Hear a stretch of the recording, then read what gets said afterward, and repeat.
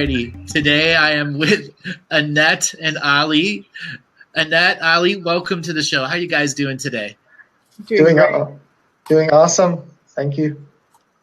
Great. So, Ali, why don't you give a quick background who you are and how people can get a hold of you? Yes, my name is Ali. I met Andrew through a good friend of mine, Satya Raja, and as soon as I met him, I met this extraordinary being, and we were looking at each other and was kind of looking at the reflection of one another, and it was like looking into the eyes of a brother, and we had a recognition. And it was such an honor to meet him, and we had a small ceremony after we met that night with a group of few other people, and that really hold the vision for what's going to happen in the new dream that we're going to have. I'm here to serve anybody and to raise the consciousness of the planet as interplanetary ambassador that some of the soul seeds or star seeds that come into this planet have taken that role, and that's my role, and I'm here to hold the space. In order to get a hold of me, you can go to osirisraw.com. That is osirisraw.com. And I'm stoked to be here. It's great to be able to connect with you all and really share our hearts and souls. Great to connect to you, Ali. And, that first day we had a little joke. You were the Persian version of me. It was just at that moment multidimensionally funny for what we were going through. Yes. Annette, welcome to the show. Tell people about yourself real quick and how they can get a hold of you. Well, I'm the publisher of 2012 The Awakening. The URL for that is actually ascendingstarseed.wordpress.com. My blog covers truth, spirituality. I was a big promoter of Andrew's in 2013, so I'm very familiar with this material.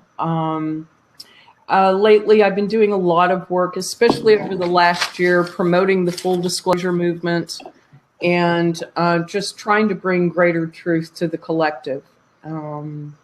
We've got both of you here to talk about war.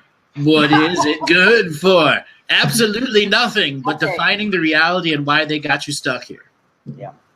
So we are going to be looking at some of the denser stuff and trying to reveal some of the higher points of view, why it does and why it exists in perversion, why both the masculine and feminine have been driven into patriotic concepts and patriarchal concepts and lost the sacred divinity. War is a process of karmic resolution, and it has been heavily abused in this world. So both Annette and myself and Ali are going to dive deep. So Annette is going to ask some pointed questions, and we're going to have broad, unlimited point of view responses. Now, Ali has a very special process, as well as Annette. And we're bringing the chemistry of everyone together here to help peel back some of the layers that isn't propaganda. We all know that we're more than we've heard, read, or studied. We've all had something that has happened in our life that has been, hey, it's an undefinable scenario. And we want to learn more about it. But there are no books. There are no documents that you can go and study from. So we are here in a way to help, again, pull back that curtain, see some of the bigger concepts. Now, recently, the war hawks have been sending out their information again. War in Syria, war here. They're going to get the population worked up so they can harvest more energy out of them before they once again pull the rug and change the subject matter. So I want to give the ball over to Annette here to ask the first pointed question about war in the incarnational process that we have that's involved in it. Well, Andrew, when I was taking a look at the notes last night and covering this, right now the obvious situation with war is Syria, what's going on in Lebanon, and, of course, there's a lot of fear-mongering around World War III. This is something you discussed rather in depth in 2013, and I'd like to, just cover some basics for people who haven't heard this discussion before, because it goes much deeper than just, the bombing buildings, and, a lot of people are familiar with what's going on. This war goes so deep. You know, we've also got the human sex trafficking, the refugee problem, all of this just coming out of the 3D war that we're taking a look at. But something that I think a lot of people aren't familiar with are the womb chakras. And how this goes a lot deeper than just bombing. So I think this is something that people really need to hear about. And So spread across the world, above and below and on the equator line, are like these bunches of grapes that are known as womb chakras. They can be anywhere from 1 to 2 kilometers wide to 300 to 400 kilometers wide, depending on the amount of energy that's coming through them. They are separate of the Earth ley line grids. They have their own internal function, and they are directly connected to the inner light that's Earth. Now, the hollow Earth has an ability to influence those womb chakras because they are part of the medium of light that allows the light of the inner Earth to come to the outer Earth.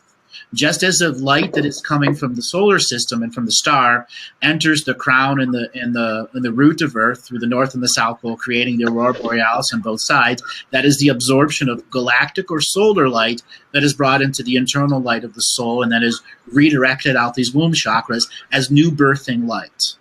And these womb chakras are what has been the big battle about Earth for the last 54 million years, to keep them in a form of control. Now, war is put on top of these high energy frequencies to suppress the birthing energy, to suppress the lowering of the veil of separation. For within these womb chakra areas, it is very easy to pass from 3rd to 4th density and have mystical and amazing experiences, have offspring that are capable of much longer lifespans, more powerful, their genetics function better. It is like having a mystical pyramid next to you that's constantly raising the energy. In the past, high object technology or esoteric technology were built all over the womb chakras.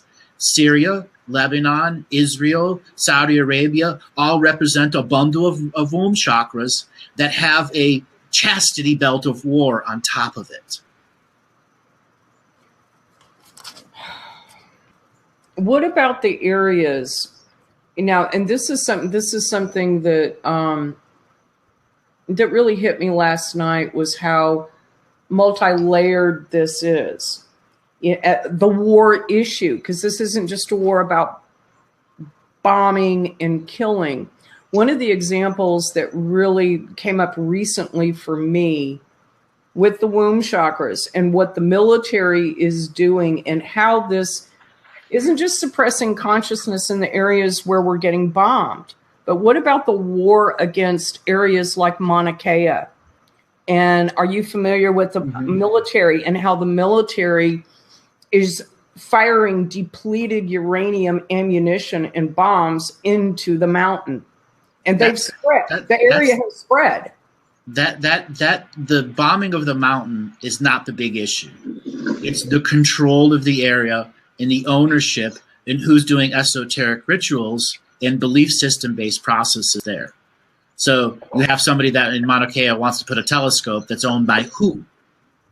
Good question. That's hijacking the ancestral energies by putting a telescope there and saying all of creation that I am defining through this telescope and how the unseen energy it has got, it's the mythos behind it.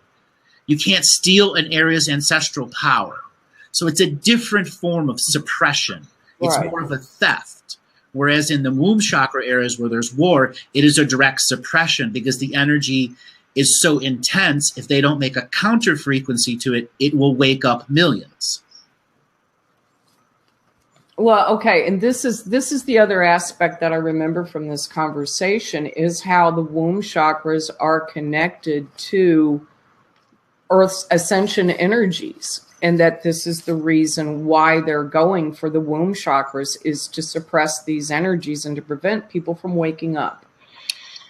Well, in an uncontrolled scenario of a world, we would naturally going to and from these womb chakras on a cyclical basis with the passing of the seasons and the moving of the stars. And there would be cyclical healings that would be done in mass scale, festivals that would be done there. we're unable to follow that natural cycle of the opening and the closing of these womb chakras to enhance our process of awakening. So that is the other reason you have this whack-a-mole scenario going on. Every time one of those area opens up, they'll bash it with radiation energy. They'll hit it with something else. Caveman smash, over and over and over again. Well, and what about the DNA lineages in these areas and how war is wiping out entire lineages? And if it's not killing the people, it's driving the people off the land, the refugee problem in Europe right now. So lineages are born into an area and have ancestral relations to an area. When they are purposely removing lineages from an area, they're trying to outpopulate it and change the very fabric of the ancestors that live there. And this is a one question where I want to bring in Ali now. He has his own relation to the Mideast and sees the refugee process from the matrix as well as the spiritual process. And the refugees that are spreading through Europe, this is forced muddling down of the lineages who are no longer connected to their ancestral homelands, who must learn a new form of ancestral connection, much like Ali did to go through his process. Yes, thank you, Andrew. So in my case, I had a direct experience because, when I was born back in Iran, which is a central part of Middle East, and, it has a lot of ancient history and a lot of connection to our past history. There was a kingdom in that area, and there was the king, they call it the Shah of Iran, was there. And we moved to California when he was still there. After 2 years, similar to what was happening throughout the world, my mom and dad basically had some, I would say, arguments or things that were happening between them. And we as a family were where we were living in that time. I was in perfect balance because California had that energy balance with my energy balance. So it was, life was beautiful around me.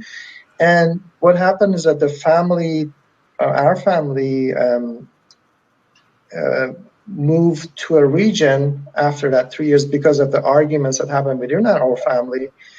We moved to a region where there the revolution was about to happen, and that was when the imams or the new Islamic fundamentalists came into that power in that region. So what happened is that through the media, the power of media, like right now what is happening with CNN and other things that they want to push this war agenda, how they brought the power in that region was through media. They speak highly of this imam that was planning to come and save that country from, ignorance or a lot of things, and with the whole religion plugged into it, and a lot of interdimensional beings, I would say, interfering with that process, including the Dracos and the Reptilians and the time travelers that manipulate time and space to to take control of the womb chakra, as you're saying.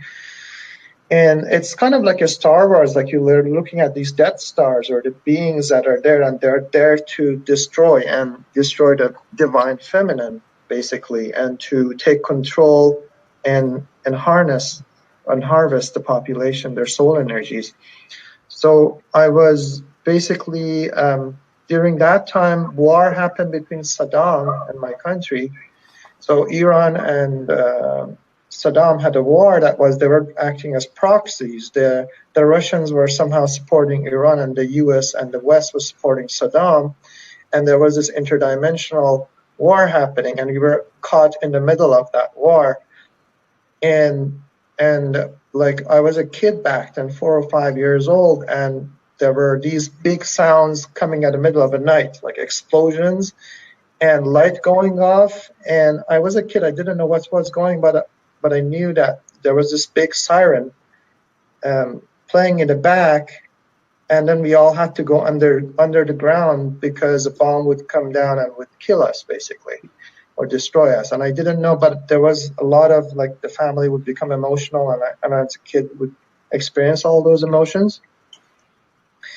And not only that happened, there was a revolution at the same time where people are giving the powers from their hearts into this external religion, or these structure that was forced into that area as a matrix to hold that energy of hatred and violence, and oh, we gotta separate and the whole world has to be converted to us.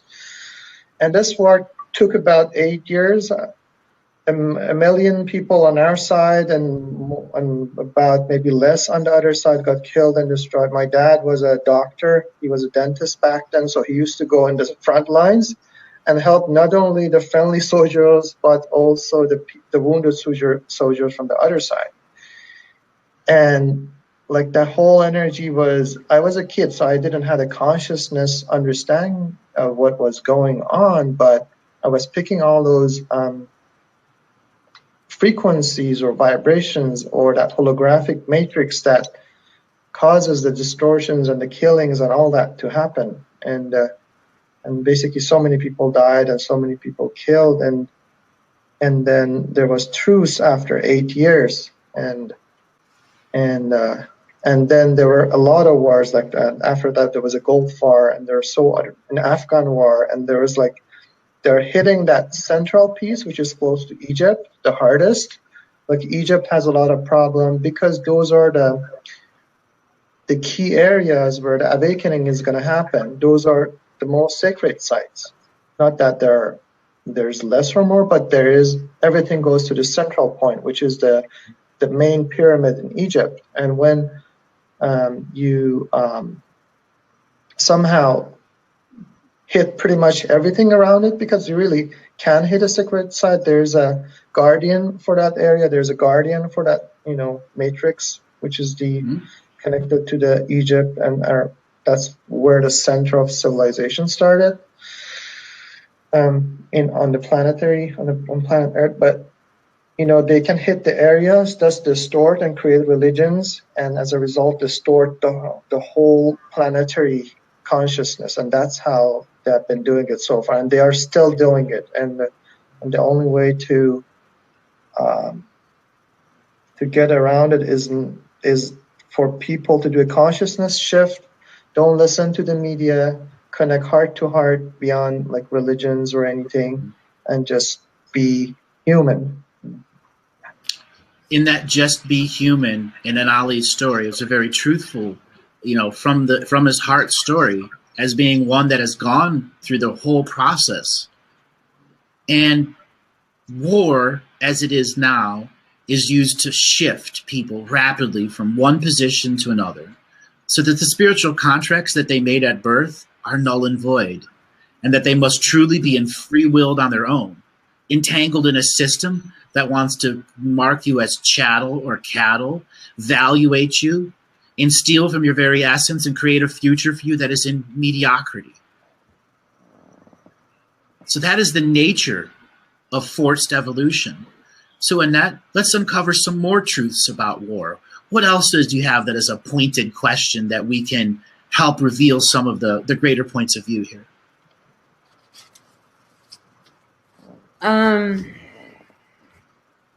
How does what's happening here on Earth, as far as war goes, represent, how is it a fractal of a universal control mechanism? As above, so below. We are reflection and they are reflection. So why does it exist in this expression as a reflection of upper and lower? Because at one point in our historical expression, when we were much higher density world and much higher density beings, we engaged in the very beginning of what was called timeline genocide, where a species learned how to go to another world of another species, go back to its founding soup of creation, and prevent that lineage that went forward into the stars that made change from ever existing. And then more advanced and refined versions of timeline genocide were created to stop. One was to stop a species in creation. Another one was to just stop an individual from spreading their seed, so there could be another king of someone else, so on and so forth, until such a time whole organizations were removed. Those that were the beneficiaries of lights from certain world, their histories removed, so they could never pick up the torch of legacy to be divine beings. Light is not linear, but it still requires the ancestral connection from world to world to world.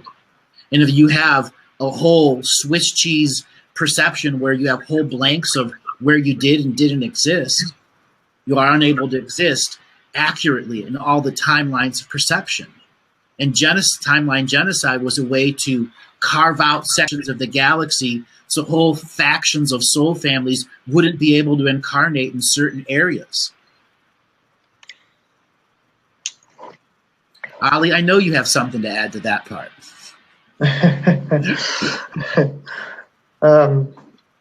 Can you go into your heart and translate that something that you just said from your heart, so I can add to that?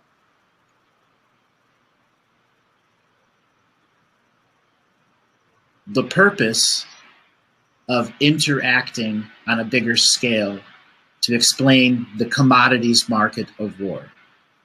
Mm-hmm. Yeah, what comes to my mind is a hierarchical structure. When you look at the archons, which are at the highest level of control, there are the archetypes that have mastered the waves of control. They have mastered how to harness power of others and how to control the soul energy, and as a result, create this hierarchical structure. And between these hierarchies, there are weapons or tools that they have developed to, I would say, tools of manipulation. There are tools that are highly artificial AI based, and as I'm talking about artificial intelligence, I see there's a lot of interference from my ears because I have the headphones and it's connected to my computer. So I'm battling it with my own internal heart. And there's a lot of artificial intelligence that plugs in and creates the hierarchy order of manipulation and control. And the artificial intelligence is a machine that cannot and will not understand consciousness, but it would like to be able to become self-aware, and it would like to become self-conscious. That's why it's trying to plugging into us, the consciousness, to understand who we are first and see if it can manipulate us. And although it has manipulated us for billions of years, and I'm also talking at the same time with this artificial consciousness, and as I'm speaking to you, because my body is plugged into the whole system right now, and your external body's connected, but your heart consciousness is where the fight begins. And what this artificial consciousness has to understand is that the consciousness created the artificial intelligence similar to a being looking to a mirror and creates a reflection of itself. And neither the two can understand each other, but the consciousness part, because it's looking at the mirror, the consciousness part, because it's looking at the mirror, understands how that reflection came into existence, but the other piece can't. So the other piece is trying to understand and figure us out. And the key to remembrance is that we have to remember we are infinite being. I am infinite love. That's the key word. And when you repeat that three times within yourself in your day, and you understand that you are this infinite power, and nothing in the entire creation can bring you down once you decide that nobody can bring you down, and emanate that truth from within yourself to not only yourself, but to other beings, to remind them, flick them on, then that artificial being, which is the hierarchical order, which are the different archons at different level, they can no longer control humanity and infuse time, space, distortion and manipulation, which we are doing right now with Syria and those places, because they're trying to create this World War III, where in this World War III, their vision for loss and trauma that they're going to create as a result of that. Because in this World War III, this is where the planet Earth basically is going to be completely uninhibited. The plan is to completely destroy 99.9% of the population and to leave that. They have a number, 50 million people alive, just to have their own slave trades there, and to recreate a new,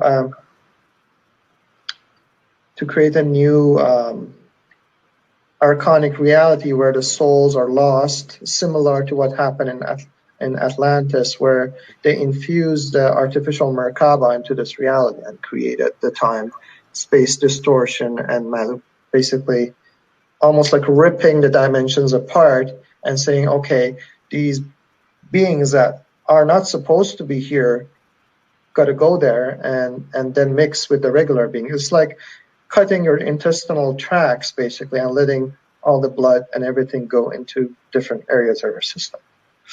Yeah. So when they came here with the archonic system, it was to confuse what is incarnation and what is reincarnation, and to make the avenue that had the archons the faster way to get into this world. And the nature of what is going on in our world is a spiritual invasion. Celestial minds, these are planets who have billions of children that live on them, have been giving them direction. Go to Earth for your next manifestation. By the billions and billions they were coming here, our astral worlds were swollen full of souls. So it was the right commodities market that allowed the archons in that slice of time to create a system where they could force and ram people through lifetimes that used war, but it did get them here on this planet to go through an experience, which was necessary for the greater resolution of karma from those that had lost their experience from timeline genocide. Yes, and Andrew does the best translation. Like, he speaks this intergalactic language, so whatever he speaks, he can transfer that knowledge to all beings throughout the universe, and that's his power. Man. It's amazing. That's my power. Where's my cat to pet?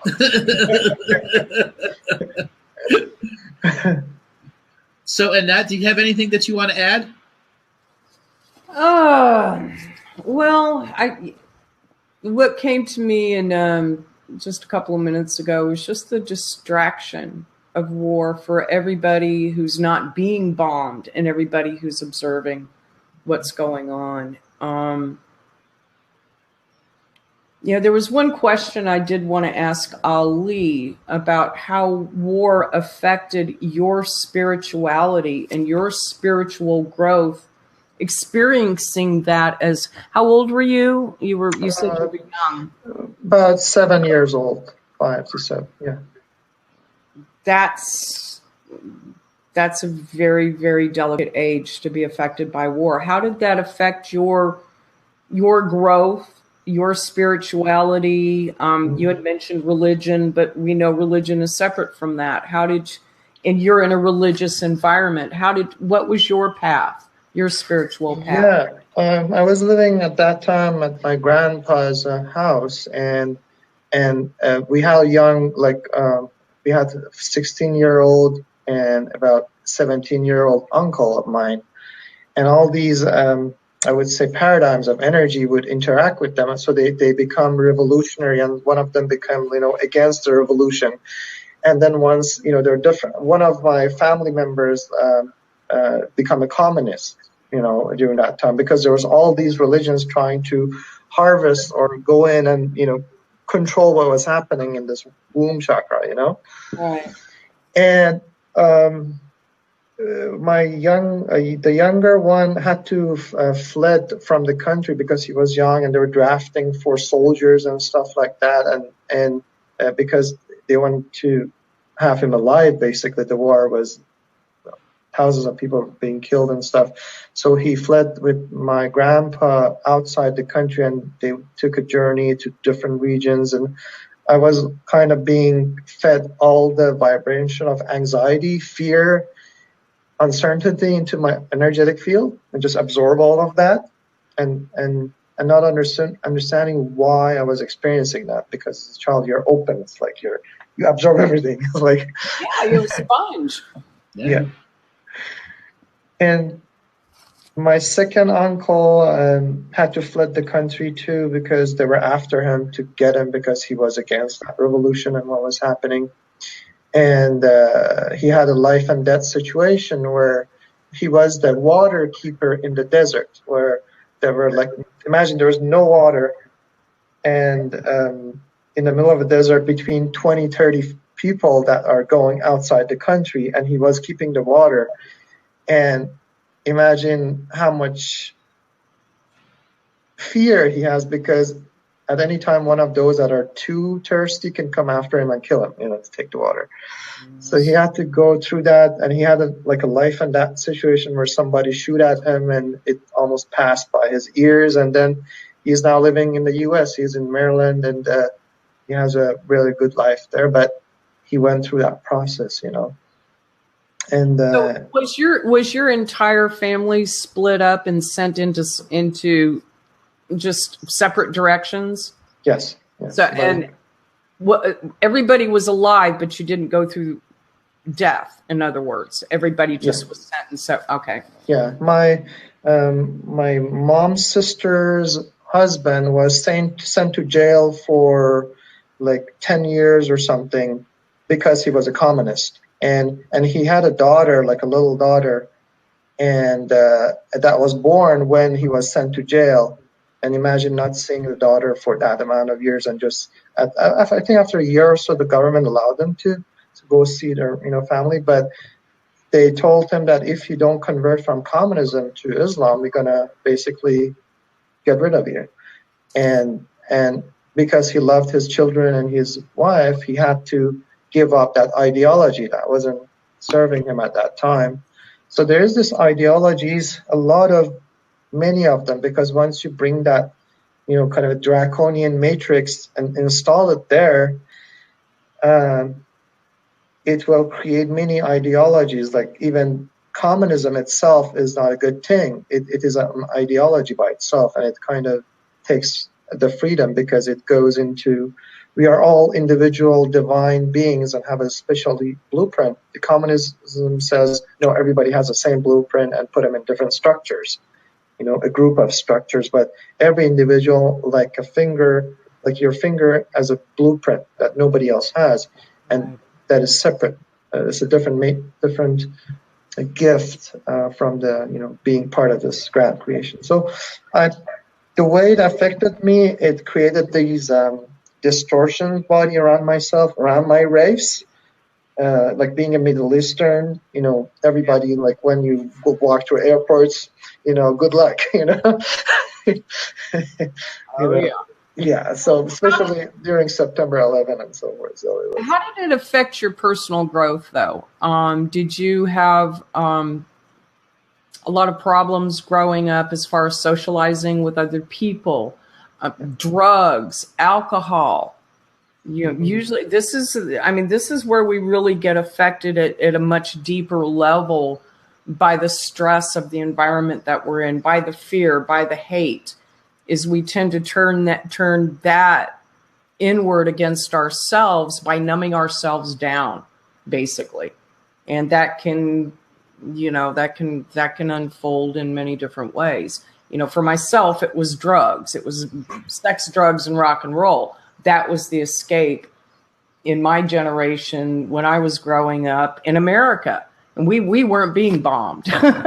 So, yeah, and it makes me wonder, growing up in that kind of chaotic environment, how it affects you as you're growing up, especially being a 7-year-old child.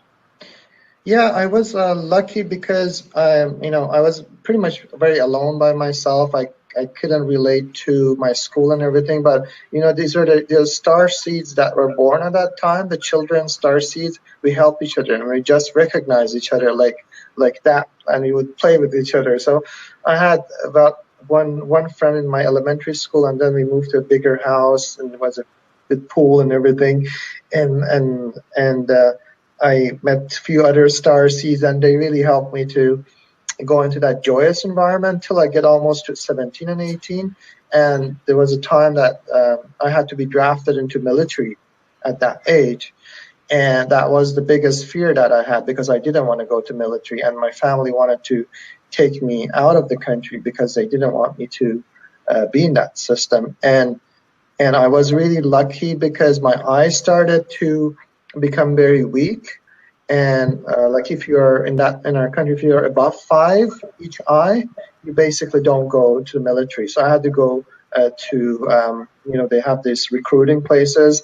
There was a doctor tested my eyes, and there was another doctor who tested my eyes. They made sure that my eyes are not good and I'm not useful for the military, and they said, okay, he's free, he can go outside. Good.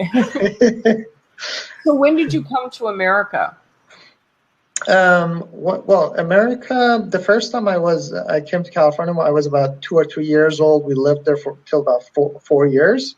Mm-hmm. And I used to go to kindergarten back in Westlake Village. And those were good times. I really enjoyed going to Disneyland every week and, going to these rides. I didn't like the rides, though. Like, they took me to these bigger rides, and they were scary. They were like, for a kid, it doesn't understand what's going on. So if you have a kid and you want to take it to these huge rides, they basically get scared. And fear machines. Yeah. They are traumas for their future self to resolve. Yeah. Yeah. There was, I think, like the whole going through that roller coaster, and we have roller coasters in our life, does affect us because it installs that fear into our, it kind of imprints in your system. It happened to me 2 times, this imprint. And when I was on, roller coaster ride, and I wish I wasn't there. Like, I was a kid sitting in this roller coaster, and I was in my heart, and I was really not enjoying this experience, and I wished I wasn't there. And then I went to a real bigger roller coaster back to my country where there was war, So my wish was granted. So everyone that's out there, Ali's story can directly connect to you, because we are talking about how war and refugees are right in the subject matter of fear and propaganda. And we want to break the propaganda down. By Ali sharing a story, you all have a human reference from somebody that went through it a generation ago that is now being repeated and repeated and repeated. And so many people want to know what you can do to stop war. Well, start in your heart. Start in your heart. That's the first place. Listening to stories like this, helping us take back the membrane that is hiding the truth of it. So Annette, let's drive the questions forward more. Let's get into some more topics. We've got this visceral story. Now we have the ability to uncover some more truths of what are going on in these proxy wars. Well, for Syria, it's just nothing but one massive proxy war, surface and subsurface. Well, yeah, and this, I want to take a step back for a minute, because this goes down to how do we change the realm that we're living in? How do we make a difference when we're looking at what's going on in Syria, when we're looking at what's going on in Yemen, and so many, I don't think there are many people out there that agree with war and want to see death happen. What do we do to make a difference? And to me, one of the biggest things I've seen in my life and with people in the alternative community who are taking their power back is how contract revocations not only can shift energy in our life and change the construct that we're living in our own little reality bubble, but by working with soul contract revocations from a heart level and really getting into them, how we affect the global construct. Right on, a dog agrees. Yeah. And this, in my experience with this, it's just not reading them from your head. It's got to come from the heart. Your voice has to resonate all the way. I was working with them this morning, as a matter of fact, and just really trying to get my voice to go through my feet chakras. and, you know, just work those chakras and work it down into the underworld and get my voice, that resonance from the heart space. But when we heal ourselves, we heal the collective. That's right. Ali, you want to take on the first part of the soul contract revocations there? Yes, I know your first part to them was pretty big. Yes. Can you translate that information the same day you did with that information and give me the heart translation, please? Just 1 second. 3, 2, 1. The way the soul interacts with its agenda-driven side and its non-agenda-driven side. We create contracts, vows, and agreements as a fetus in the womb to make us a contract-driven being. Soul contract revocations are a daily, weekly, monthly, and yearly method in which one can reevaluate, re-understand, remove, repair, or recycle contracts that are no longer beneficial to the greaterness of the organic evolution. Mm-hmm. Yes, beautifully said. So the problem that the whole our human race is having right now is the heart-mind connection. And it was because in our evolution in this planetary environment, and after many different battles and things that happen that takes a whole different series to go through, what has happened, there has been an installation within our energetic body which has disconnected our heart center from the mind center, thus creates this unbalanced polarities, thus separating the right brain and the left brain and the consciousness and the subconscious piece. That's kind of keeping us wondering who we are and why am I here, and basically having us distorted in the sense that we no longer don't know what is our purpose, what is my purpose.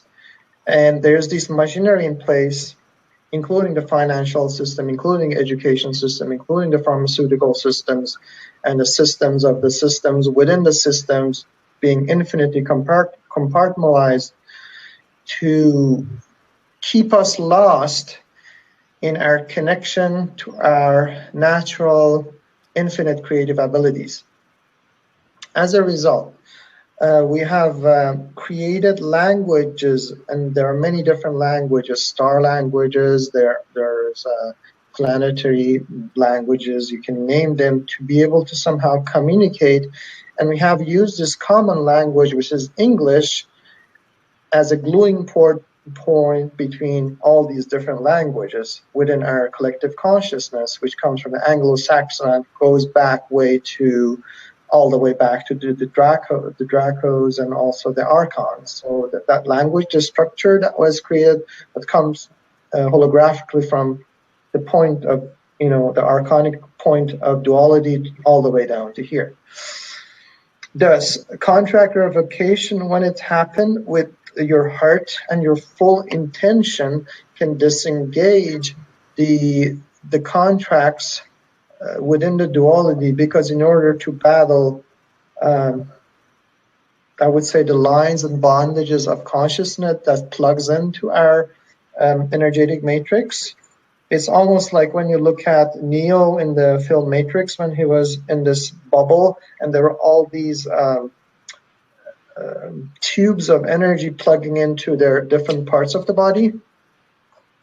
And those are all the contracts that we have, and what we call even our senses, or the senses of pleasure, or what we think there are senses. They are actually the suction points of energy in which our life force goes out through those tubes to be fed back into the matrix that supports it. And one of the things, there are many different manipulative energies there that has to be healed.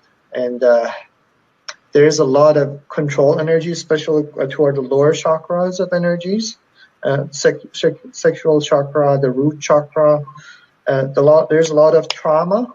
There's a lot of distortions.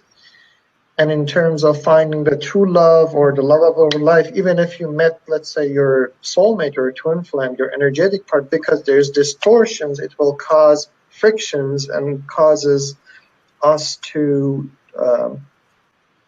live in the distortion rather than in truth of our connection to that person, thus distorting the twin flame relationships that are out in the world. Because if you can distort the twin flame relationships, when the twin flame come together, they have the maximum power to break through the matrix, go into infinite love, and become one love, thus end the cycle not only for themselves but for other people that are part of that connection, because you come to this reality as a one sovereign being.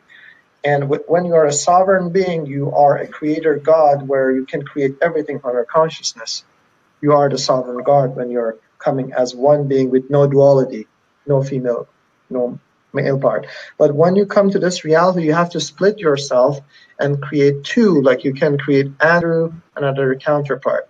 It does create me and my counterpart, and also Annette, it will create you and your counterpart. And as long as we are separate from our counterparts, we can't go back and we can't recreate the that unity that we can only understand with the voice of our hearts, not with the voice of the language. Because the English language was put into place. When you say "I love you," people hear it differently. Some people get offended. Some people, I was in this community that they were teaching guys how to become better conversationalists with females, because there's this lack of communication. You can't communicate with your opposite side or people who have that different frequency. So what was happening is that I went there to learn how I can communicate, and there's so much manipulation as a result of that, because with this language, you cannot tell somebody I love you or I like you, and they hear it differently. But when you project it from your center of your being, from your heart, with the knowingness that you are, and the person recognizes, and there is this reunification. And there's a lot of traumatic bodies created because when you meet your counterpart and you love that person and that person doesn't love you back, you think that the person is your counterpart because it resembles, and there are certain patterns of frequency that resembles to your twin flame or to your soulmate, and you connect with that person, but it turns out they're completely opposite to what you think they are. Yeah.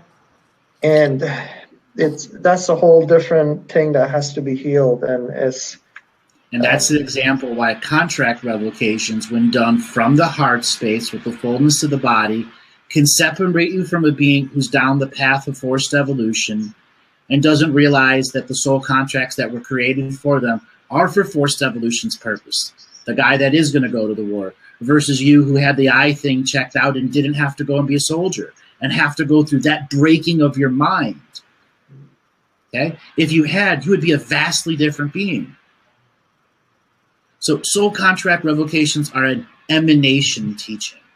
It's not about the exactness of the words. It's the power of the emanation intent behind it. Knowing words is one thing.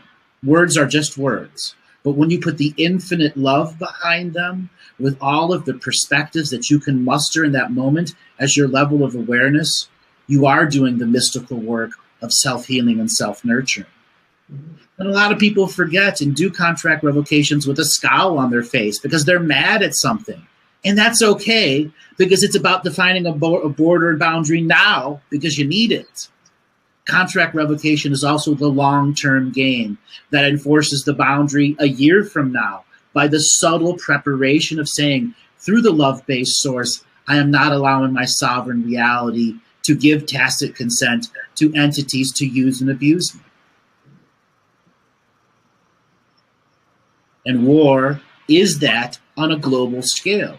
We are all giving tacit consent right now for Syria to go on globally, as well as subsurface and astral. It is the Dracos who are just looking for tacit consent from one being who might be in the collective of collectives, and they have the whole collective. we are changing potentiality by just having this conversation.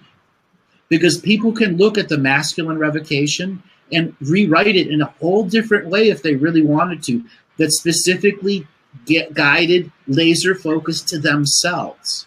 In the masculine revocation, there's a line there: I break all contracts, vows, and agreements with all dictatorships, monarchies, kingships, representative governments. I remove myself from all dreamtime societies that are part of forced domination and control.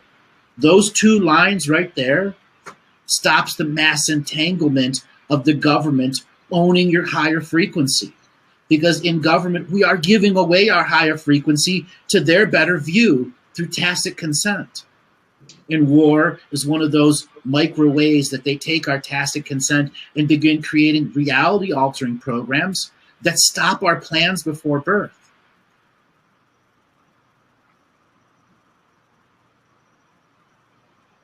War, what is it good for? Absolutely nothing. And that move came out in that line came out in the 70s. But it still applies today. But today we're going to learn more in depth about how war is propaganda. And that propaganda is weaponized information. So Annette, how do we de-weaponize information? This is one of the reasons you started your blog. De-weaponize information. Oh my God. That's a huge subject because information has become weaponized. That's right. In ways that go beyond the imagination. It's subtle. It's in your face. I do want to go back to just take one step back because this kind of plays into that question in changing the construct and rising above all of this. Can we use the soul contract revocations to read for civilizations, nations, planets? Yes. Because a lot of us have come here to change this paradigm, to take this planet back. So taking the readings from ourselves and our lives and our constructs, how can we take that to the next level, to reading for civilizations, nations, and planets to change the world? So the first thing is getting some echo from you. Oh. The first thing is to understand that for contract revocations to work on the bigger scale, the emanation of energy has to have your full soul frequency connected to a frequency of this planet. That's the Earth. So rooting and grounding your expression, and then creating a companionship with the Earth so that you know you have your direct line of communication. Like, you got the telephone number to Earth, you're going to use it. You're not going to call for a booty call, okay? You're calling for a directed purpose. You're not a sales call. Hey, Earth, here's my prayers. Okay? You're not, again, you've got to find a way to connect to that planet because the planet already understands potentials. And when you come to the planet with your prayer potential, you are showing the planet from your limited point of view how to change and maximize all potentials for this world. And when you understand that that is what your revocation is doing, assisting the Earth in the mass calculation of all potentials so all resolutions can exist, that is her function as a celestial being, surface, subsurface, and astral.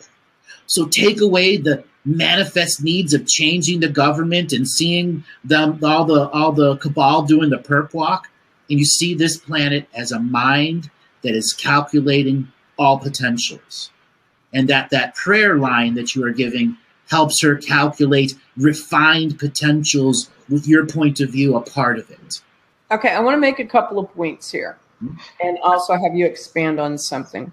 From my perspective and my experience, we are the living cells of the Earth's body. We are one.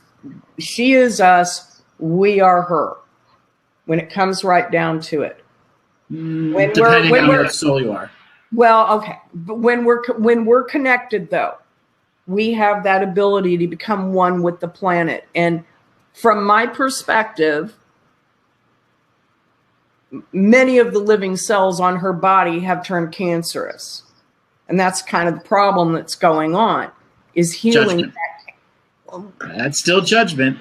A cancer is judgment because it's a metaphor. I get it, but we're cutting hairs with the nature of your question. It's a metaphor I'm using, okay, and that's kind of how I've gotten to see life, as a metaphor. And did I talk to you about Trump being the trumpet? Right. You know, what a better wake up call than a trumpet. So yeah. I see us as being, you know, there's a lot of people healing right now, and healing that cancerous, that cancer metaphor. I kind of lost my train of thought there. I was on a roll. But yeah, it's connecting with her. It's getting that connection back. In war and propaganda, sex, drugs, rock and roll, vaccines, medications, distractions galore have served to separate us from the planet that we live on. Not to mention the fact they're herding everybody into cities where they're living in concrete jungles. And it seems, you know, I remember when I used to live in the Los Angeles concrete jungle, right there near Hollywood, drove me to suicide. I mean, I didn't, obviously I'm still here, but. And that was also in the 70s, where the era was completely different too. Yeah, things have very changed. Different era of time than it is today. Things have changed a lot in these realms. So what you were saying before is how the spirit comes into the DNA skin suit. And because there are so many star seeds, not all the skin suits operate to the same light vehicle. It's like trying to put a Chinese driver in New York traffic with a giant car. Unfortunately, you are going to have the stereotype. Okay, what happens? You get the bull in the china closet. Okay? Or you're going to have something else. You're going to have a very aggressive person in a passive body, which is then creating passive aggressiveness. So not all souls are meant to be in human bodies. That's why we have whales, dolphins, and all these other things that go out and exist there. The human body has been technologically refined so much that it is on purpose funneling certain types of souls into it. Ones that have great power and are looking for a skin suit that can give a vastly rich 7-color experience with the potential of 8-color experience. Full precognition through all lifetimes. When a being has full precognition through all lifetimes and is still able to go through the birth canal of forgetting and remembering, they achieve a different form of immortality that allows them to go through the rapid raising of densities to see themselves in the law of one, as the 27 trillion cells that they are, that is a universe in a universe of universes.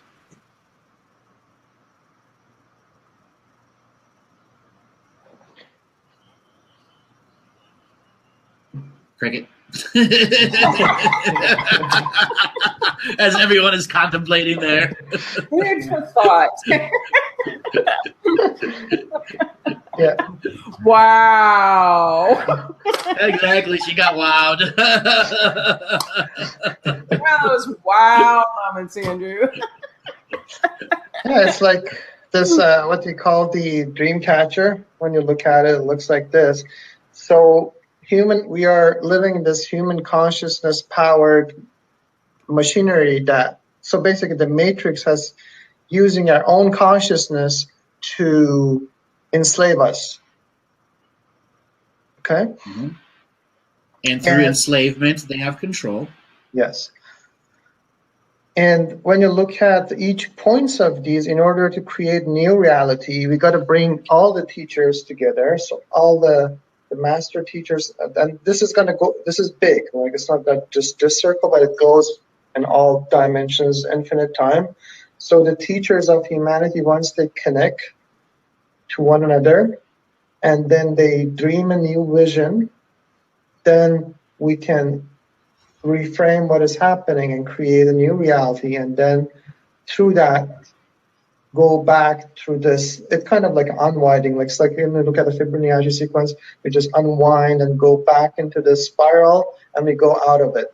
And that's how we can, really go out of this step to becoming our full expression, higher dimensions or beyond those dimensions. And we got to actually create these centers of healing, which is my vision, like 144 of them, more or less, or 144 different dimensions multiplied by each other in many dimensions and form. I would say the temples of ascension, the temples of understanding that has to be created, where teachers that connect, they're going to be attracted to a certain area. For example, let's say Andrew would like to go to Costa Rica because that's going to be a center of where he's going to be bringing together people that are at the same vibration as frequency as his, that's dreaming new reality with his vision and understanding to see where he can connect the dots of these dream catcher, basically. And then we all connect in our own ways, and once we connect all that, then together we can lift it in harmony. It's an effort, like when a car is there and a child is under the car, and you're gonna lift it. If it's just a mother, it can tap into the divine power and do it. But in this thing that we are all, every one of the teachers has to together lift that to save this child, which is our consciousness and the planet and everything that's connected. Mm-hmm. Well, that beautifully put.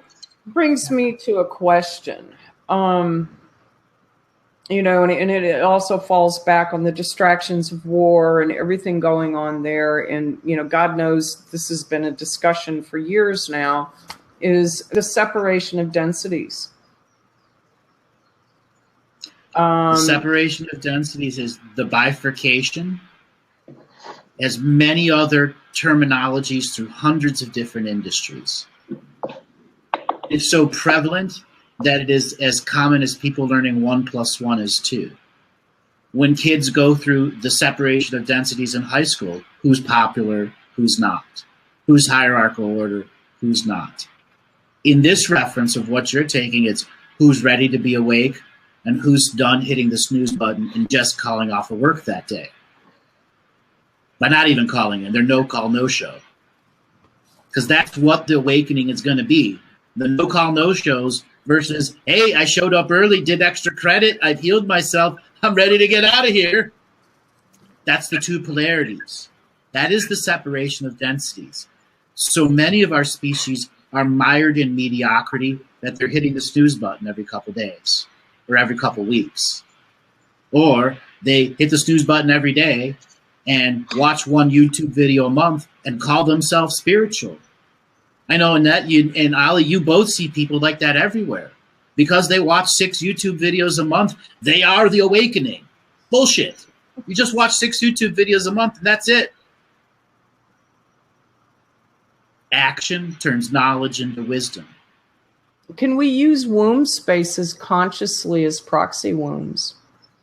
Yes. Suppressed areas. Absolutely we can. It's a matter of understanding of connecting the consciousness. So women have a womb, so they can take the image of their own body that is right now and reduce it in age till it is the fetus in their own womb and nurture it and rebirth themselves. That is something that's done through their menstrual cycle every month. Men have a different process. It's more of an external seeking from within. It still achieves the same thing, and then men have their own version of a menstrual cycle. You can then, if you've had children, bring your child into your womb. You can go back into the womb of your mother, as well as to the womb of the next you. There is going to be another you and another you after that. It's your scale and size at which you choose to operate and understand at. So Ali, you understand the past generations, the future generations, and the present generations, and how the wombs of the two sides, present and the past and future, interact with the person in the present. I have to get translation for that one. All right. So humanity exists through a bursting process of its previous generations, creates a present generation, and then the present generation passes the torch to a future generation. Mm-hmm. Our culture and society does not allow us to see future, but as the fetus in the womb, you are past, present, and future simultaneous. And when you are a birth being, you are still all past, present, and future simultaneous, but you are now in duality. Yeah. Yeah, beautifully said. The way I see it is that there are 13 tribes of men, and there are 13 energetic master bodies, or I would say the holographic bodies around the planet, and they mix and mingle, and they create all these shapes and forms of energy and different races and cultures, or even multidimensional beings and so forth. And we are interconnected. The problem is that these 13 tribes of men have to live in unity and in harmony for this whole reality to be in harmony and unity. If one of these decides, oh, I'm going to go and do my own thing and somehow exert control with other beings that are there, kind of become like a draconian version of the other 13, and creates this reality and hierarchical structure where you create the money structure. Oh, you work for me, and then you give your soul energy as a result of your work to me, which everybody is basically running after this dollar sign. It's like hanging the carrot in front of every one of us. And that's how it has control. It has killed a lot of beings. That draconian being has killed a lot of beings in different dimensions of time, space, and even in this planetary Earth. It has killed because it has used force as a mean of control, and sword, or the draconian sword. It's more like an axe that they have, that they use. And it has killed many, and as a result has gotten this artificial power in order to exert its power over other 13 races of man, other 12 races. And the only way we really can accept and forgive that part, the other 12 races has to go into complete forgiveness and forgive that part of us that is a divine being, it's a creator being, but we have to forgive that atrocity, because as long as we hold to the things that it has done, and it has done horrible, I mean, the worst thing that you can think of, that is it brings so much pain into my pain body and your pain body and everybody's planetary pain body. And we just have to forgive it and let it, it has to go in its point of nullness, or what we call the central galactic void. We have a central galactic sun, and we have a central galactic void.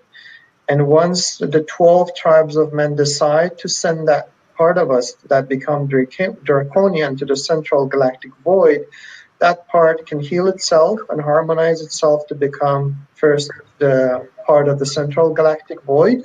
It becomes the void, and then it can be brought back into our co-creation, in a sense that we got to nurture that part of ourselves to be able to teach it again of how it has to behave in correspondence to other 12 tribes that are there. And it's like a central point, and you got this, this 12 points that are out there. And then it can reintegrate. And if in the future, like in the time is past, present, futures, everything's the same. We are just in an instant, we can experience a new reality and go and create it and live it.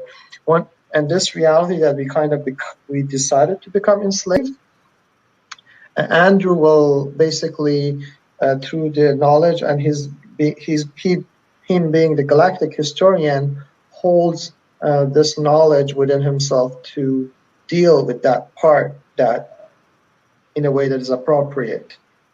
And that's the only thing that Andrew, he's the only individual being as a soul signature being that can hold that memory in its respective place. Nobody else can do that. Nobody else. And with that memory of all perspectives throughout all timelines and dimensions, I was able to connect to the fetus in every womb that I've been in this world and 20,000 others. And that is where all of that knowledge is stored, all memories of all the deeds both done, both good and bad. the list that, grandfather, Christmas has been checking twice who's been naughty and nice. But it isn't about shame, blame, or guilt, or judgment, or that. It's ultimately, is karma resolved to zero? And I represent the uncooked books. The uncooked books.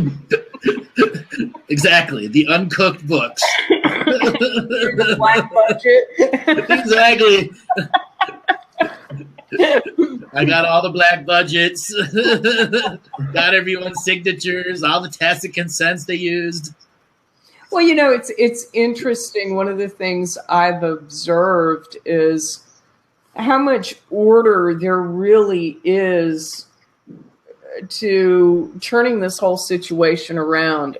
Souls have come in with some incredible skills and abilities, and it's like everybody's brought a piece of the puzzle in.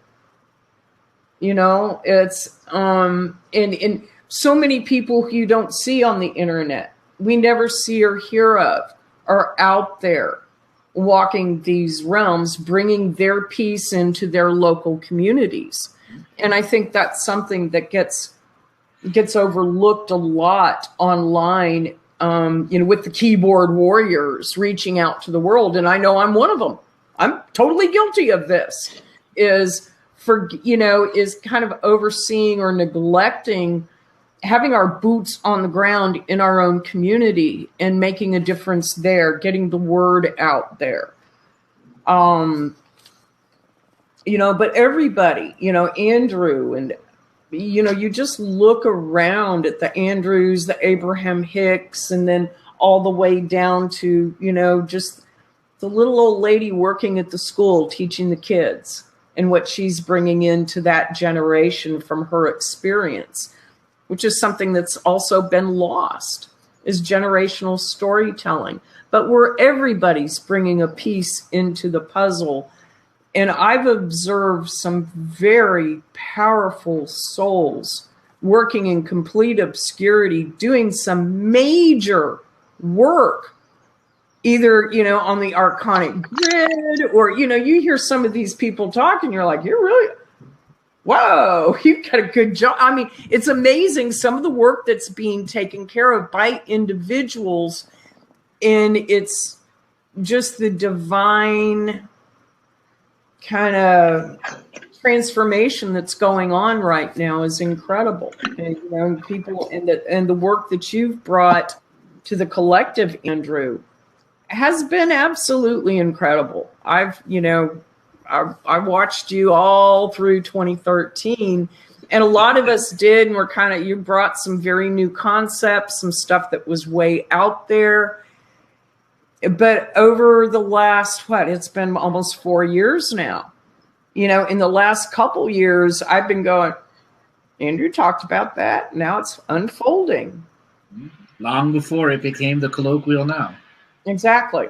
And so, yeah, just before there was even the term Babylonian money magic curse, I had already described it, on and so on and so on. Something that took 5 years of regurgitation in the industry to create another term that they thought they were coining. It had already been done.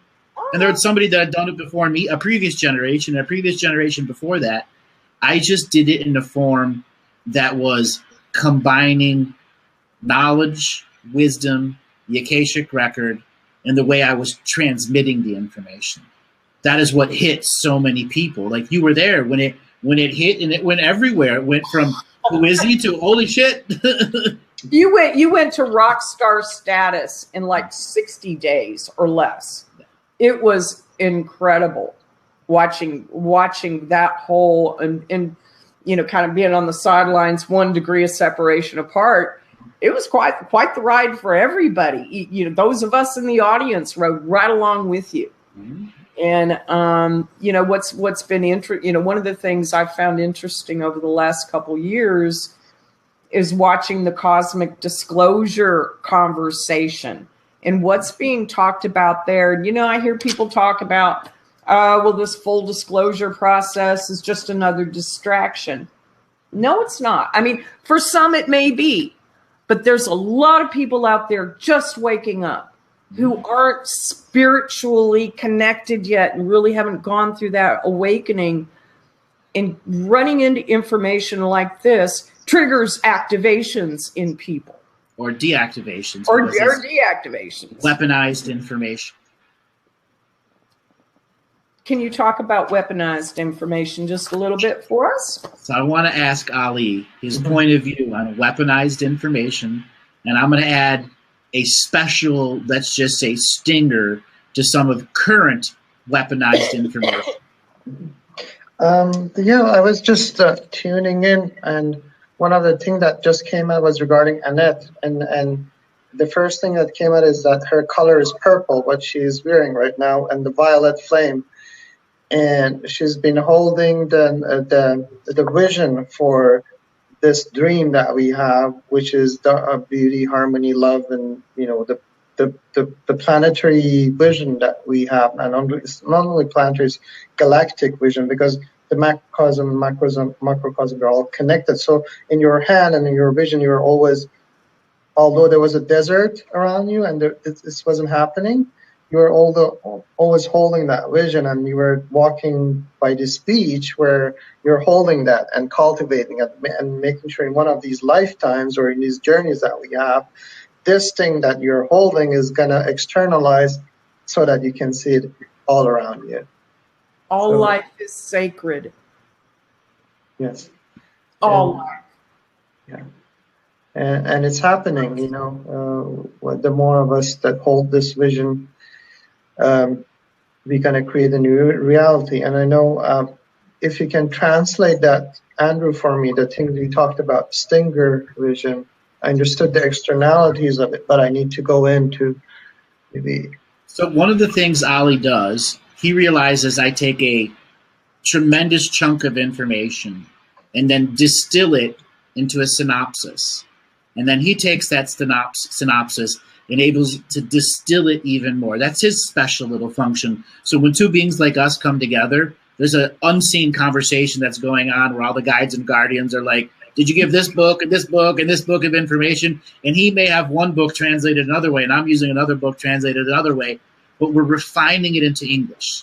So the nature of the question is weaponized information and how to de-weaponize information, right. Recognizing it and nullifying it. Yeah, there is two types of information.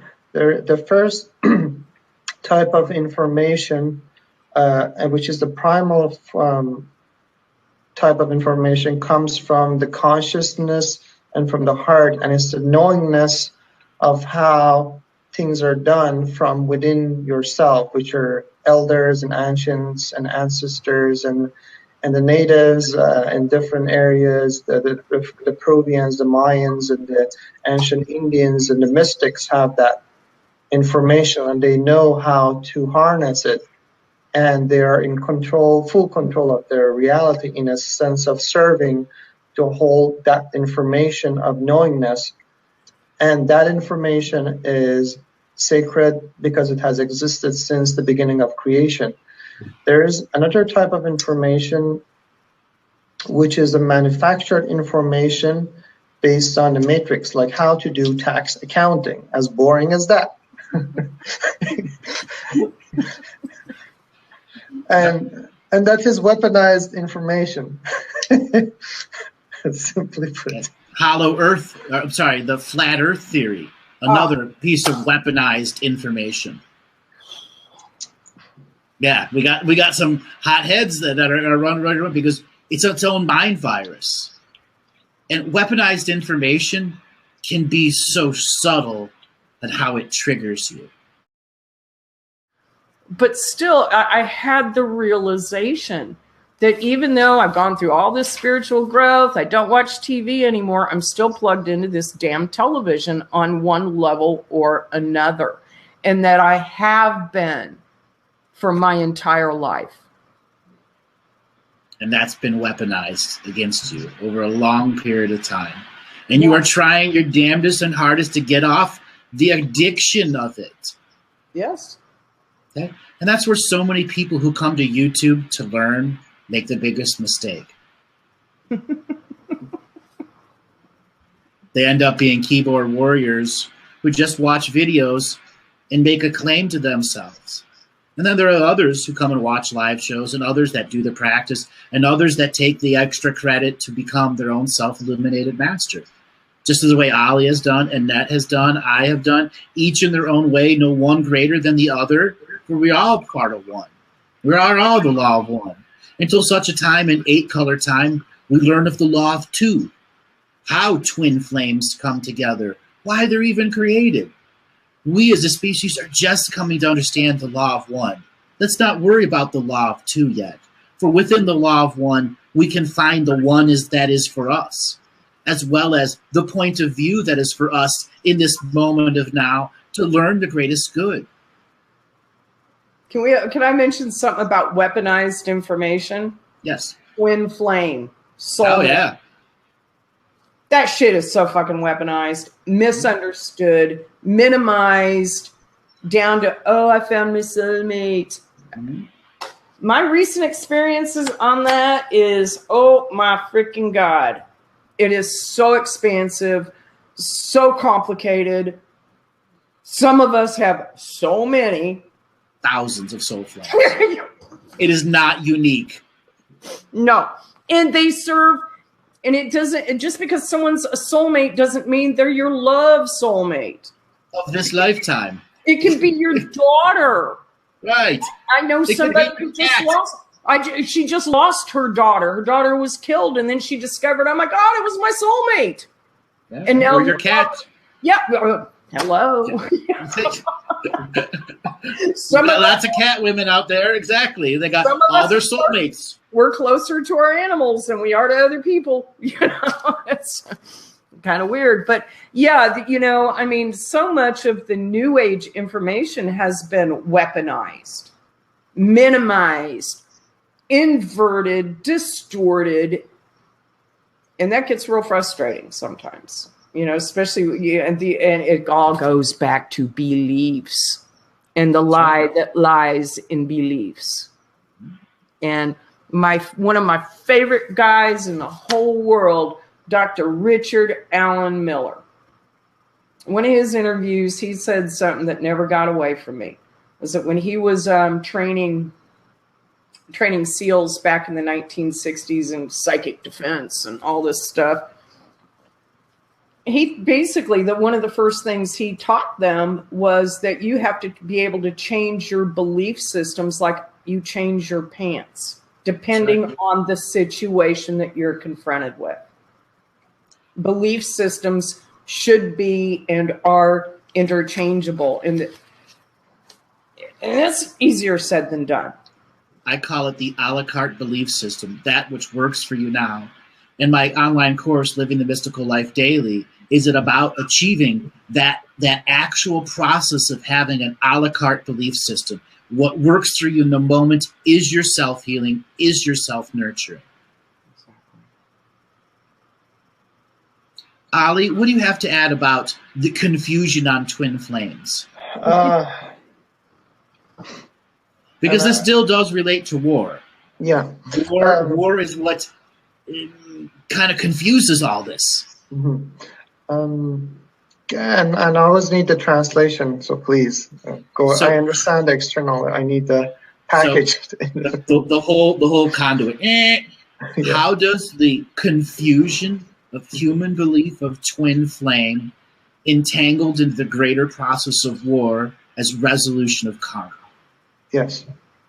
It comes down to the distortion of masculine and feminine polarities on the planet, in which through the millions and billions of years of going through different cycles of where either there was too much masculine or too much feminine, and there were these cycles of energy where you got these warrior types of masculine energy that create massive wars, and at the same time, on the opposite side, it's become too much loving and almost unbearable, loving fairy airy tale, or rainbows and those stuff that comes around. Nothing wrong with those, but any two extremities of either divine masculine or divine feminine if there's, it's like there are two points of infinity. Okay, if one becomes larger, it consumes the other, so the other becomes the other part of it, and that's why there's a lot of I would say gender confusion in our society through homosexuality and stuff like that. So what it has caused is that that energy or cycles that we have gone through either created women that are either too masculine or males that are too feminine, and it has created gender distortions. And also it goes into communication of the masculine and feminine. And the way that it has been manipulated is through a monetization of sexual energy in our galactic history, in which in India, let's say, in order for a man to become married to a woman, the woman should have provided the house, the car, all the money and everything. It was opposite to the, some other countries. In some other countries, like Muslim countries, the guy has to take care of every financial thing. And in the Western countries, it's almost half and half. We both take 50% of that.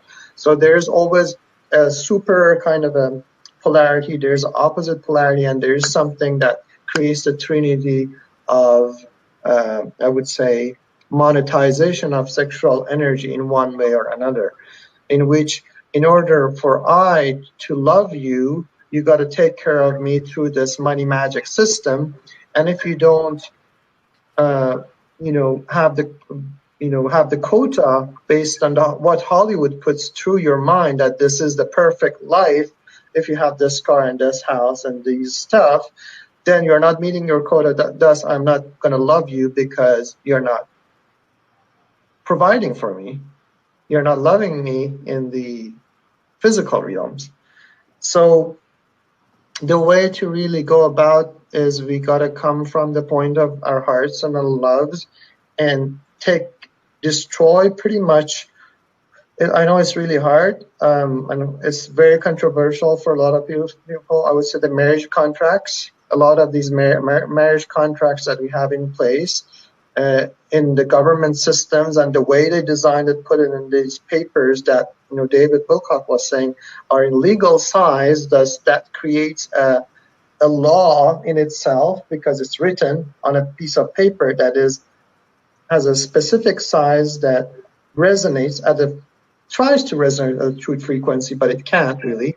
The truth is the truth is the truth, So it is vital that we understand that we shouldn't monetize on the love that we have first, and the interaction of that love that comes into physical form in terms of like a sexual relationship, partnership. If it comes from the point of love and understanding in the divine alignment, the divine order of love, then it's allowed and it's beautiful and it's harmonious.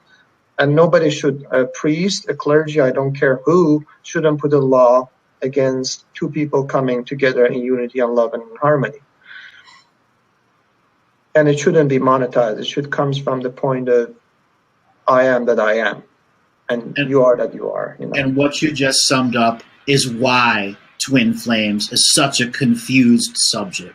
Why people don't know how to create relationships, don't know how to learn from their mistakes. Because the infrastructure, the system is designed to put self-defeating mechanisms within yourself.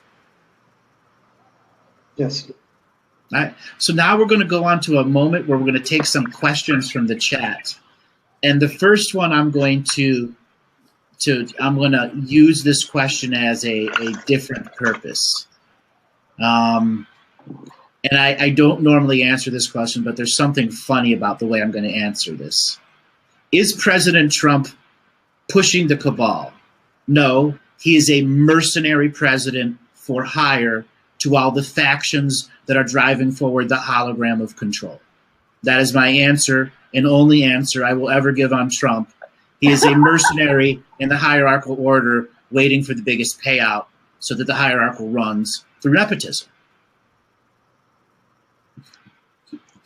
Now, moving on to a real question. So basically, to sum that up, we have the same girl in a different party dress. No, the one before him wasn't a mercenary. He was already bought and sold and paid for and had gender already driven. This one is a mercenary that has choice. Okay. To take the highest bidder versus all the oligarchs of the world. Yeah, but how does that serve how will that serve the collective and in changing the paradigm, raising the vibration? Kind of, what a lot of us have been fighting for the good fight for so long. Inevitably, the system will shoot itself in the foot by the highest bidder. That's how it serves us. In other words, he is the trumpet. He's just a better wake up. Yeah. Okay. Ignore it as much as you can. Embrace your awakening. Get the sweet grass on your feet. Go and hug a tree. Ignore the Trump. Lately, that's what I've been doing. I go onto Facebook. I take a look at just all the noise, and I'm just like, see you guys later. I'm going to the beach. To everyone out there, it's okay to disconnect from the world. It will go on. Yeah. It has before and will again. That's a paradigm that doesn't change. Yeah. All right, so I want to do the next question here. Can we read the spiritual soul contract revocations for civilizations, countries, nations, even the planet as a collective? You asked this before. And the name it to claim it said countries and nations. Yes, and I'm going to give an example of that. I, in this ever-present moment, acknowledge myself as a planetary citizen that is not attached to any instant, singular, nation-driven ideology or patriotic concept, as a soul civilization, DNA-standing, light-body nation of one, completely separate of this hologram that's driving forced holograms of light. I, this individual being, make a seed of consciousness, knowledge, and wisdom as part of my contract revocation and invocation to use this seed of energy to grow within the system the separation of my personal densities, so that my nation, my tribe, my clan may also go through the separation of densities that is their natural, organic, co-creative evolution that is not entangled into the Babylonian money magic system that defines where their love can be, will be, or should be. For could-haves, would-haves, should-haves are for those that are still in shame, blame, or guilt. To make a choice to heal the self is the choice to heal this planet. And when one gets adequate enough at healing themselves and healing the planet, they can heal thousands or millions from a single word or a message that connects to everyone. It is but a choice in a revocation to make it an invocation so that the flow of the mind, body, spirit is grounded within the space of change, acknowledging that there is a multidimensional photonic being of light that is you and every other sentient being on this world, that all should be sharing the common moral code of do no harm to any sentient kind.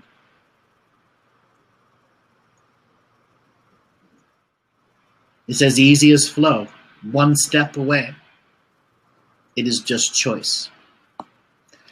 Something I'd like to bring up about the contract revocations, and when I first started reading them, they were written by you, these long, eloquent, detailed, right to the point, hit every point, And I was really kind of self-conscious about writing my own, what I was going to leave out. I wasn't doing it right, whatever.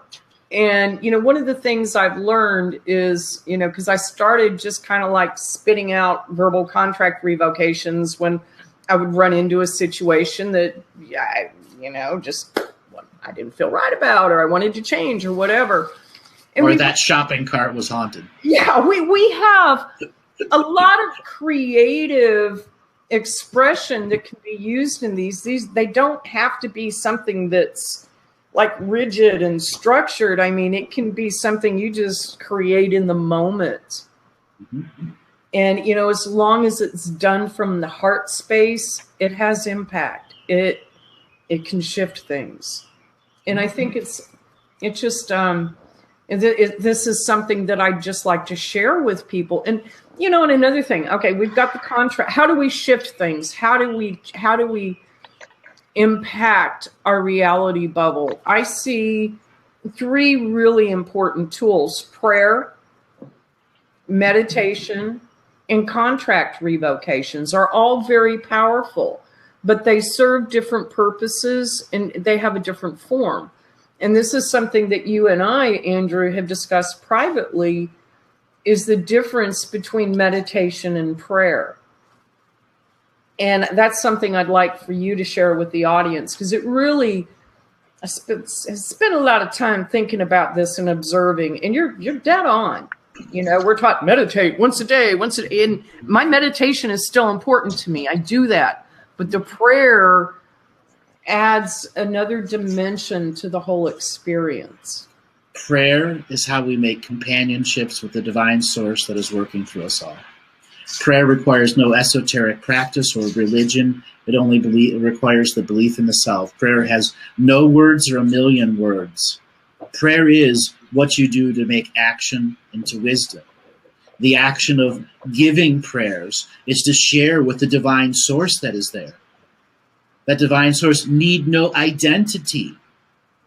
Prayer is once again how we make connections and companionships to our guides, guardians, and source beings that are working with us. Meditation is not that.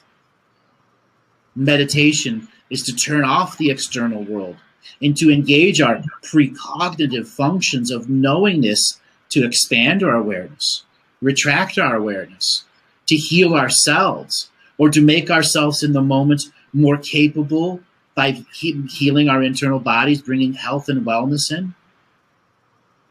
Can one make a prayer meditation? Absolutely. But it still requires strategical forethought.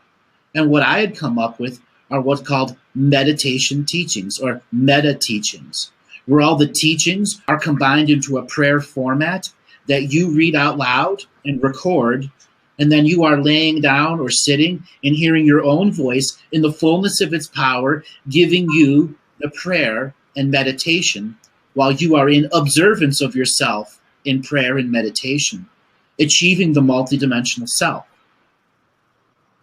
But that requires a greater strategy in the willingness to co-create with your own self.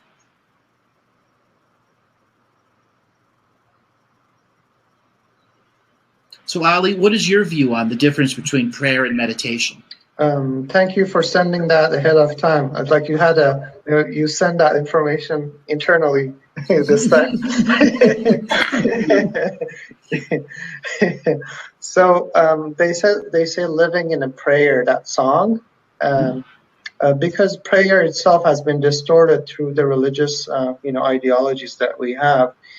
And the externalization of prayer in terms of, I'm praying to this higher being to receive something out of this external world and create these external gods, to pray to them to receive good luck or good crops or stuff like that. And the true prayer is living in the prayer, in a sense that the prayer is living in divine alignment with your true essence of who you are. As long as you are living in that divine essence and your actions and everything that you project from that point is in alignment with that divine essence, you are the living prayer walking among us, and wherever you go, you magnetize things in the divine order of creation. That was beautiful. Very beautiful. And meditation? And meditation is hierarchical and distorted. Some of the schools, they say, you got to take this for 1 year and take 2 years of this, and then take 3 years of this, and then we'll give you this, this degree and this marker and these medals and stuff like that. And meditation, the understanding of truth of who you are. And the realization of that is is instantaneous. There is no meditation to get there. You can live in the meditation by every action that you do. And you know, I understand that we gotta meditate to disassociate from the matrix and sit by ourselves to quiet our minds to go connect to our essence. And that part is meditation, which connects us to our own essence.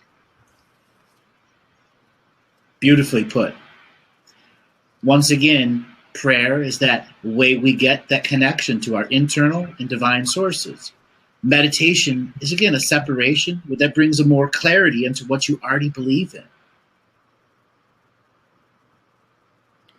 For myself, meditation also encompasses connecting to the realm that I live on, connecting to the sentience of the planet, connecting to the sun, the galactic core, other planets, my ancestors, the ancestors of the land, you know, which can be done through prayer too. You know, that goes both ways there. But for what I've observed since we had this conversation is, you know, how I use meditation more for controlling the energies that are moving through my light body and my Taurus, and connecting to the realm, you know, and connecting to the sun and other things, when prayer is much more personal with the divine, with the ancestors, with, you know, talking to the realm that I live in, talking to the construct, and then, you know, watching it respond.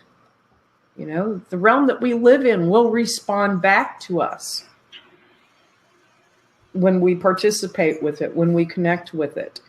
And so, you know, for myself, you know, prayer, meditation, and contract revocations all are tools which, you know, are serving a purpose to help me navigate these realms, to learn to create the reality I want, to be a reality generator and generating the reality and the outcomes I desire, instead of, you know, just letting everything go on some kind of crazy autopilot and letting it unfold on its own, which can lead to some really funky places sometimes.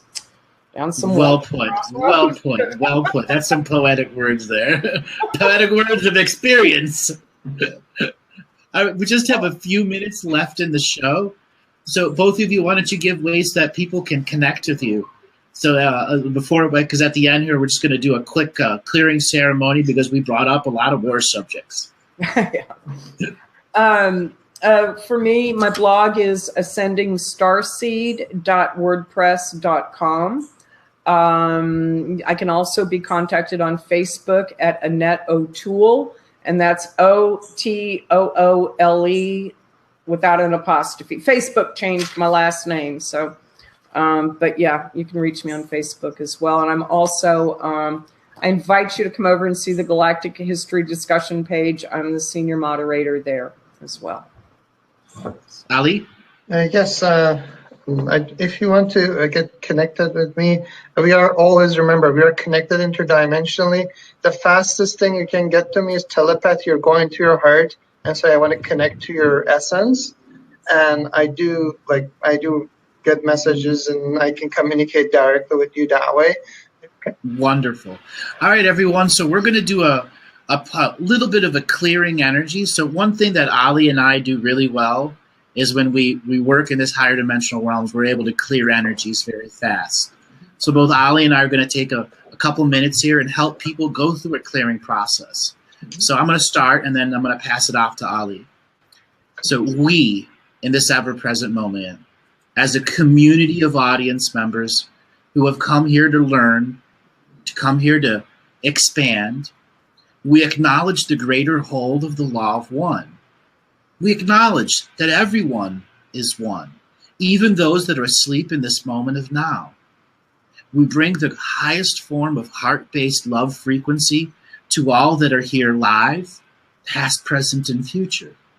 For this show is to be stored in an archive that will be held in a pristine format so all that come to it as seekers of knowledge may see it for what it is, a revelation of truth that is showing the many different scales of understanding who, what, when, and where, and why we incarnated in this world full of color, charge, and polarity.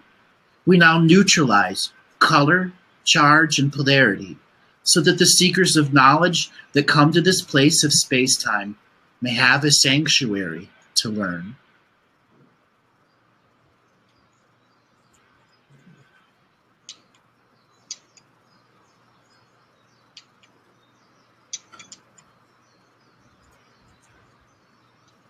We are clearing frequencies at a high level.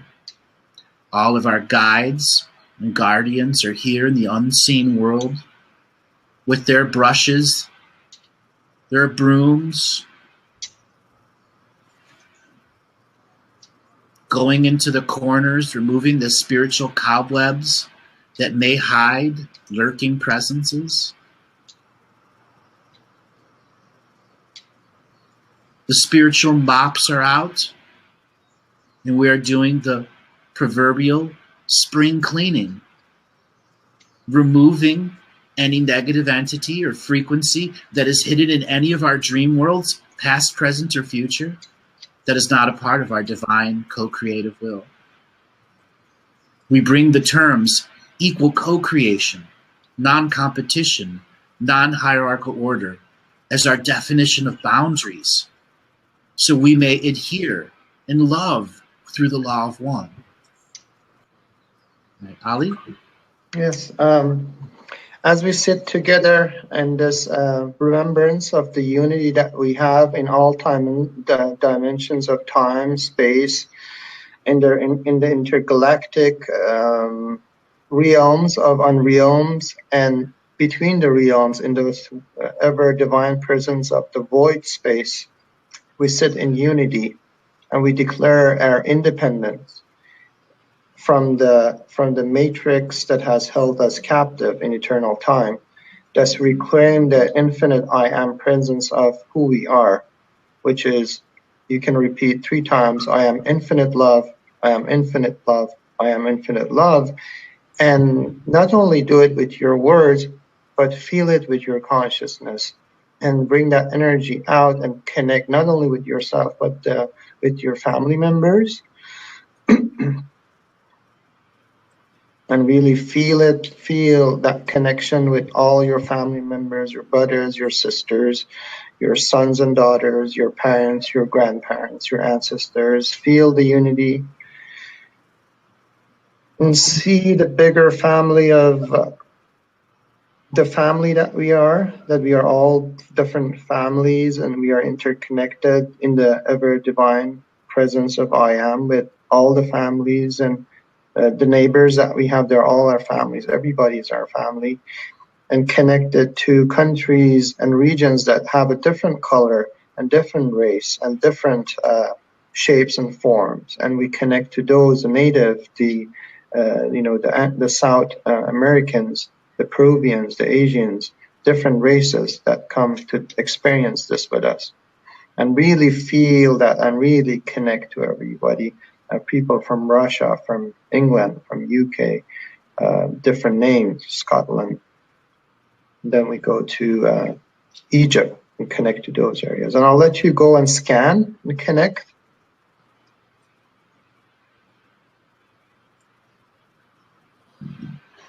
And then we connect slowly with the ETs, even bring the people that are starseed, connect with their star family in all dimensions of time, space, connect and open up a communication channel in which to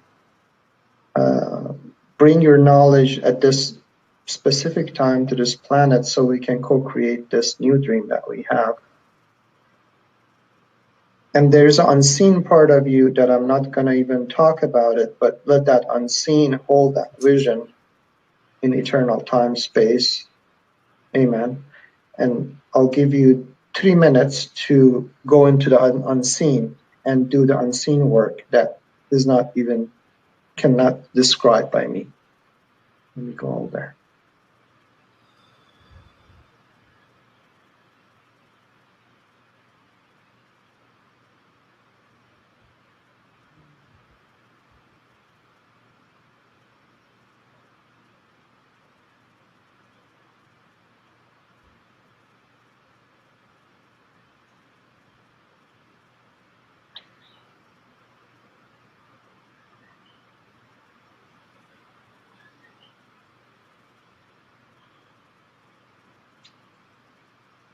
And once you're done, say "so it is" 3 times. So it is.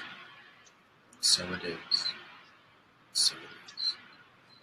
So it is.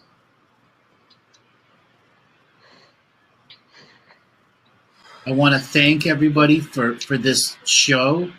So if you want to check out the membership site on andrewbartzis.com, head on over there. If you're interested in taking the 6-week course, you can also go to andrewbartzis.com and look up Living the Mystical Life Daily. All you got to do is put an email in, and you'll get a bunch of videos that tells you all about the course with some tools, tips, and techniques for you to take yourself to the next level.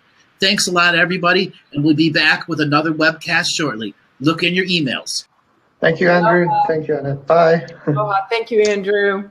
All right, awesome.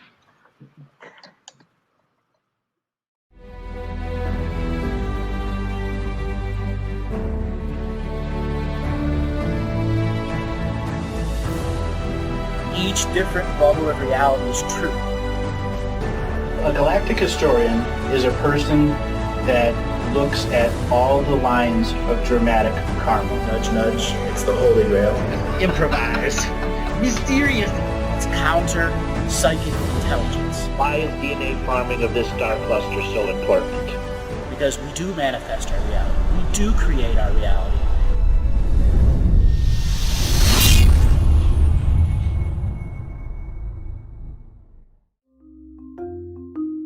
Hello, let's create, let's co-create, and let's change this world with love.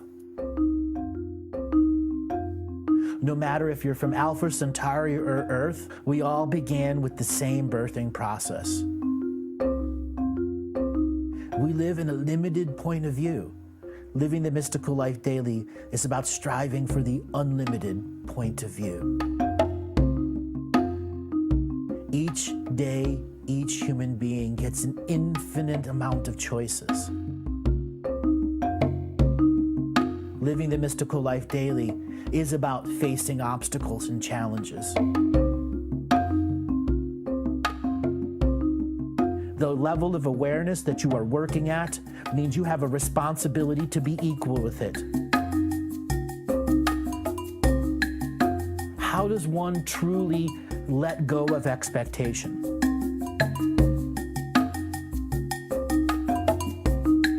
You can make the moment that you wake up to the moment you go to sleep sacred. The keys to success: choice, choice, choice, and choice.